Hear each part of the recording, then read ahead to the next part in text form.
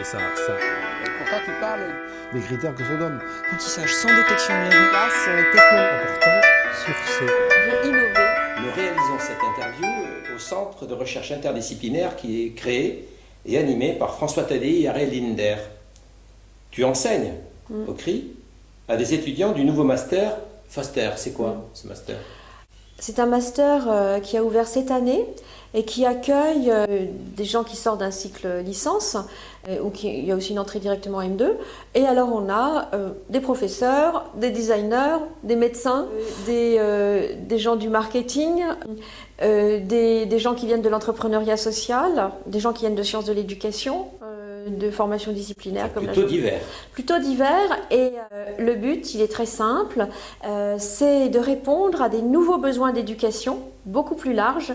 On fait le postulat prouvé par tous les entrepreneurs sociaux qui se rejoignent au CRI, qui organisent des événements autour de l'éducation, au-delà de l'éducation disciplinaire qu'on connaît, va se développer une éducation transversale, fondée sur les compétences, en France, mais aussi ailleurs, en Afrique, en Asie, en Inde, en Amérique du Sud, où il y a un besoin d'éducation incroyable et un besoin de nouveaux éducateurs.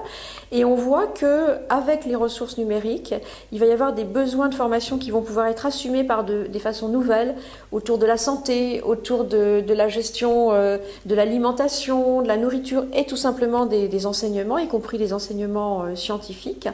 Et notre master veut former ces scientifiques et ces gens de sciences humaines à cette nouvelle façon d'apprendre par la recherche. Et donc Foster s'est mis dans ce centre très interdisciplinaire et très indiscipliné. Interdisciplinaire et très indiscipliné. J'ai fait un lapsus. Il est véritablement indiscipliné? Indiscipliné au sens où nous répondons à ce que les étudiants portent en fait. La position de François Tadei et d'Ariel Linder, c'est de dire, en écoutant les étudiants, nous avons compris qu'il se passait des choses et que de même que les sciences sont très interdisciplinaires, nous avons vu que les besoins d'éducation aussi, et donc des gens qui ont déjà parmi nos étudiants, j'ai oublié de le dire, il y a aussi des gens qui viennent du master de biologie, qui vont faire une thèse en biologie et qui prennent 1 an parce qu'ils sont passionnés, ils veulent venir concevoir ici un serious game pour des enfants asthmatiques, ils veulent prendre le temps d'une création autour de l'éducation. Parce que dans la jeunesse savante et bien formée que nous accueillons, l'éducation apparaît comme la question brûlante de l'époque, la question à partir de laquelle les grands désordres mondiaux peuvent être posés et peut-être résolus, et les questions de développement sous sa nouvelle forme. Vous proposez la création du baccalauréat humanité numérique qui, avec l'enseignement en informatique, a été largement repris par la presse. Ludovic Blécher, dans une interview, nous expliquera un petit peu les raisons de cette proposition. Je pense au baccalauréat HN. Ces 2 axes ont un peu éclipsé les autres propositions, et je dis il y en a 40 dans 8 axes. Alors, si tu en es d'accord, je pense qu'on pourrait parler d'un autre axe dont on a peu parlé dans la presse. Vous l'avez intitulé « Écouter les professeurs pour construire ensemble l'école de la société numérique ». Et vous ajoutez « Et pour cela, changer de méthode et rompre avec la logique de l'offre et de l'assignation ». Est-ce que tu pourrais nous expliquer ? J'ai l'intuition que jusqu'à présent, comme pour des raisons bien évidentes, l'entrée s'est faite d'abord par le matériel. Je dis qu'on comprend pourquoi, parce que quand on veut faire des changements de masse, c'est la meilleure façon de s'assurer de l'assentiment de tout le monde, si on peut dire. L'inconvénient, c'est que dans l'état actuel de l'école et des classes et d'espèces de verticalisation de l'enseignement, moi aujourd'hui je suis pas sûre que j'aimerais travailler avec une tablette ou avec un TBI, au sens où ce qu'on me demande d'attention à chaque enfant, de maintien de l'attention collective, ça m'obligerait à faire une sorte de show, d'être toujours présente dans le regard des élèves, de les surveiller, de m'originer un peu, de faire rire, de rappeler au travail. Et si on me donne un équipement informatique qui va me demander une approche tout à fait différente, je suis dans une sorte de conflit de loyauté entre 2 façons d'enseigner très différentes, et on me complique la vie plutôt qu'on ne me la facilite. Or, le métier de professeur, il est extrêmement difficile, et parce qu'il est dessiné pour une société qui n'existe plus, pour des enfants qui n'existent plus. Les enfants de l'école veulent être actifs, ils veulent être toujours sur le devant de la scène, Ils ont le désir d'apprendre, mais ils n'ont pas le désir d'écouter. Et c'est compliqué pour les professeurs. Donc, notre idée, c'est que reprendre la question de la transformation numérique de l'école, ce serait d'abord comprendre ce qui se passe réellement dans une classe en prenant tout le processus. L'activité des élèves dans tous ces mouvements, l'activité du professeur, et de faire ce qu'on appelle un design, c'est-à-dire prendre en compte toute cette expérience complexe et très multiplan, et voir quelles solutions informatiques peuvent alléger les difficultés. Et je pense qu'il y a des tas de choses auxquelles on n'a jamais pensé, et il est toujours temps de le faire, autour justement de l'allègement de certaines tâches. Par exemple, je pense qu'il y a beaucoup d'exercices qui peuvent être automatisés, des exercices de répétition. Je sais bien qu'on va me dire qu'il n'y a jamais de répétition pure, mais autour de l'apprentissage de conjugaison, de verbes irréguliers, de tables de multiplication, de règles simples, où l'effort d'apprendre peut se faire. Je pense que les tablettes sont formidables. Quand il s'agit de créer des choses, de créer une pensée, de constituer une documentation, les tablettes, c'est plus compliqué. Etc., etc.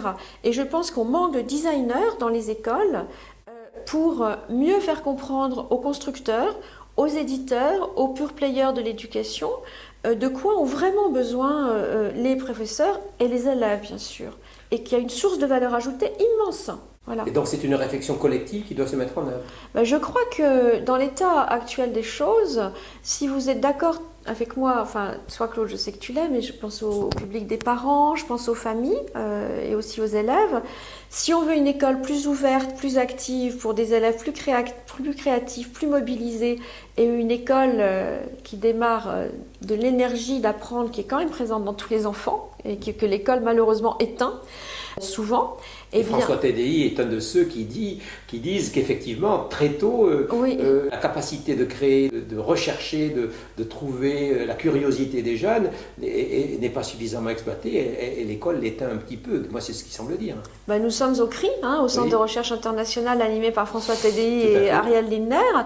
Et Ange Ansour mène depuis 2 ans une animation qui s'appelle Les Saventuriers, qui repose sur l'idée des enfants tous chercheurs, et tous les enseignements scientifiques sont faits à partir des questions scientifiques des enfants, qui peuvent être à quelle vitesse avance un phasme, enfin qui naissent de l'observation. Tous les enseignements répondent à ces questions et sont construits de façon très granulaire sur les questions de recherche des enfants. Donc tous chercheurs, ça traverse pour nous tout l'enseignement. C'est ce que vous appelez aller vers un design des formations. Oui, le design des formations, ce serait regarder par rapport à la complexité d'une pratique, à quels endroits des systèmes numériques, des pratiques numériques et des systèmes informatiques peuvent aider le professeur à réussir cet incroyable défi de basculer avec les enfants dans un véritable web de l'apprendre. Et dans notre esprit, c'est quelque chose qui va se faire avec de nouveaux collectifs, pas seulement avec les professeurs.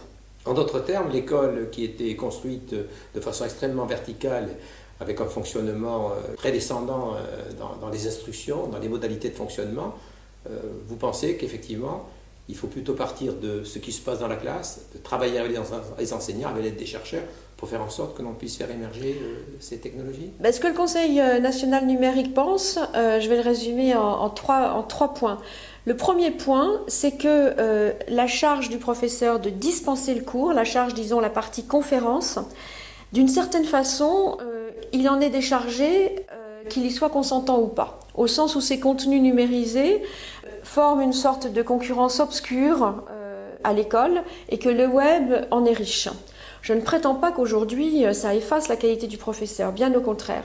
Mais le métier de professeur doit se recentrer sur ce qui est le plus précieux, et c'est la relation aux enfants. Et cette relation aux enfants, elle est plus fondée sur de l'écoute, de l'accompagnement, de la stimulation du désir d'apprendre, et les professeurs doivent se décharger de certaines choses. S'ils ne le font pas, ils en seront déchargés par d'autres. Donc c'est à eux de faire l'analyse de la valeur ajoutée de leur action.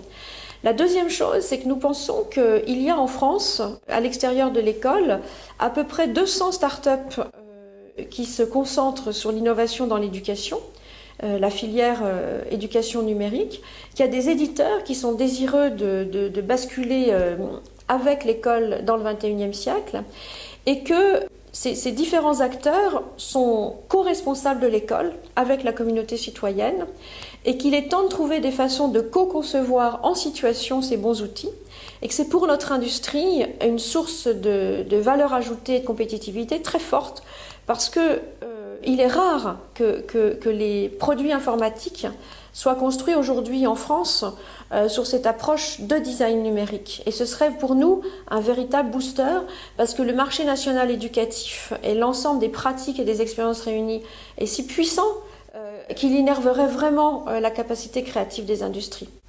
Et puis, la troisième chose, c'est que justement, cette nouvelle approche, elle aboutirait à donner aux élèves et à leurs parents une place beaucoup plus leader dans le dispositif d'apprentissage, et qu'on est devant des parents qui ne comprennent plus l'école.